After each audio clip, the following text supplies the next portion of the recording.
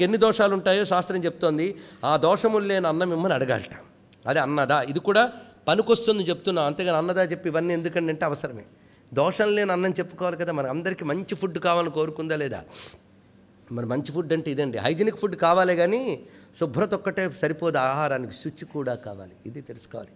ఎడం చేత్తో పట్టుకు తినే తిండికి రాక్షస శక్తులు వస్తాయి, ఇది తెలుసుకోవాలి. కొంతమందికి చెప్తే మహాకోపం. నిలబడి తినే తిండికి కూడా దోషాలు వస్తాయి, ఈ చెప్పాను కూడా చాలామందికి కోపం. ఏం చేస్తాం, ఉన్నవి చెప్పుకోవాలి కదా ఇవన్నీ కూడా. అందుకే వాడు తింటూ ఉంటాడు, అక్కడ మళ్ళీ గరిటె పెట్టి వదిలేస్తాడు. మరొకడు వెళ్తాడు, వాడు తింటూ తింటూ ఆ చేయి పట్టుకుని వీడి వడ్డిస్తాడు. ఒక రింగిలు ఒకరు పంచుకు తింటూ అందరూ కలిసి దోషాన్నం తింటున్నారు. గట్టిగా అంటే కోపం కూడా వస్తుంది. మరి రాదు, మరి దోషాన్నం తిన్నవాళ్ళు కోపం రాకెక్కే వస్తుంది. అందుకే ఇక్కడ విషయంలో చెప్తున్నాడు. అన్నానికి ఎన్ని దోషాలు ఉంటాయి చూడండి. జాతి దోష, ఆశ్రయ దోష, నిమిత్త దోష అని అన్నానికి 3 దోషాలు వచ్చే అవకాశం ఉందట. జాతి దోషము అంటే సహజంగా ఆ పదార్థానికి ఉన్న దోషం. ఇవి అంటే ఉల్లి, ముల్లంగి ఇవన్నీ జాతి దోషములు, అంటే తామస పదార్థములు, ఇవి వర్జనీయములు. ఎవరికి సాత్విక సాధన చేసే వాళ్ళకి, భగవంతుడు కావాలనుకునే వాళ్ళకి అది. అలాగే పాత్ర దోషం, ఆశ్రయ దోషము అంటే అది పెట్టిన పాత్ర బట్టి దోషం వస్తుంటాయి. ఉదాహరణకి పాలు ఉన్నాయి, సాత్వికాహారం మంచివి, శ్రేష్టమే, జాతి దోషం లేదు దానికి. కానీ అది రాగి పాత్రలో పోస్తే అది కళ్ళుతో సమానం, ఇది తెలుసుకోండి. అందుకే భగవత్తుడికి కొంతమంది తీర్థం రాగి పాత్రలో పోయడం, రాగి పాత్రలో పోసి పెట్టడం చేస్తారు. అది పేస్తే కళ్ళు పెట్టిన పాపం వస్తుంది, తెలుసుకోండి. ఇక్కడ రాగి పాత్ర పెడితే వస్తు పదార్థంకి జాతి దోషం లేదు, కానీ పాత్ర దోషం వచ్చేసిందిట. ఇది చూపిస్తున్నారు. ఇప్పుడు ఇంకా నిమిత్త దోషం ఇవి వివరించారు. అంటే అన్నీ బాగున్నా అది పుట్టిన చోటు కూడా సరి అయిన ఉండాలట. మంచి మారేడు దళాలండి, చాలా బాగున్నాయి, మంచి వంకాయలు, కానీ శ్మశానంలో ఉన్నాయి అవి.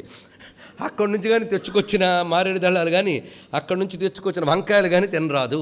అవన్నీ దోషములు. అంటే దుష్టమైన ప్రాంతాల్లో పెరిగినవి కూడా దోషమే అని చెప్పాడు. ఇన్ని పెట్టుకుని చూడరానివి చూసిన కాకి, పిల్లి, కుక్క ఇత్యాదులు స్పర్శించినా అవి దోషములు అవుతాయి. ఇవన్నీ చెప్పారు. ఇవి తర్వాత వచ్చే మరికొన్ని దోషములు ఇవి. కనుక అలాంటి అన్నములు త్యాజ్యములు. మనం ఎంత జాగ్రత్త పడతామో, కూరలు తెచ్చుకుంటాం, వాడు ఎక్కడ పండించాడు మనకేం తెలుసు? ఇది ఒకటి ప్రశ్న. కొంతమంది అతికిపోయి చాలా ఆలోచిస్తుంటారండి. మీరు ఇక్కడ జాగ్రత్తగా చేశారు కానీ తెచ్చిన చోట ఎక్కడుంది ఆవిడ చూడొచ్చాడు, నీకు తెలియదు కనుక దాని గురించి ఆలోచించుకో, నీకు తెలిసింది ఇది వచ్చి కూడా అంతే. అదే శాస్త్రం. అప్పుడు ఏం చేయాలి? ఆ దోషములు ఉంటాయి, అందుకే భగవంతుని నివేదించి భోజనం చేయాలండి. ఇది ఒక్కటి. అలా నీకు తెలిసి తెలియక నీ దాకా వచ్చాక నువ్వు జాగ్రత్త పడు. నీ దాకా రాకముందు దానికి ఉన్న దోషాలు నివేదించడం వల్ల పోతాయి. అది అందుకు దోషము లేని అన్నం ఇవ్వమ్మా అని కోరుకోవాలి. అందుకే ప్రతిరోజు నీకు నివేదన చేసి తినే భాగ్యం నాకు కల్పించు తల్లి, అది కోరుకోవాల్సింది. అది మహానుభావుడు రామశరణ్ గారైతే రోజు బియ్యం రామనామంతో ఏరి వండుకునేవారట. అప్పుడు అన్నం పవిత్రమైపోలేదు. ఇవి ఇంకోటి ఉందండి, డైటింగ్ చేయాలి తెచ్చుకుంటే ఇది గొప్ప టెక్నిక్. ఆ నామంతో ఏరుతుంటే ఎక్కువ ఎలాగ ఏరలేము, ఇది కూడా బాగానే ఉంటుంది. అందుకు ఆ విధంగా కూడా పనికొస్తుంది. మొత్తానికి అన్నం ఎంత పవిత్రమవుతుందో దీని గురించి చెప్తున్నారు. అందుకే అంత పవిత్ర అన్నదా వసుదా తర్వాత మాట ఇవన్నీ ధాలు పెట్టద్దు.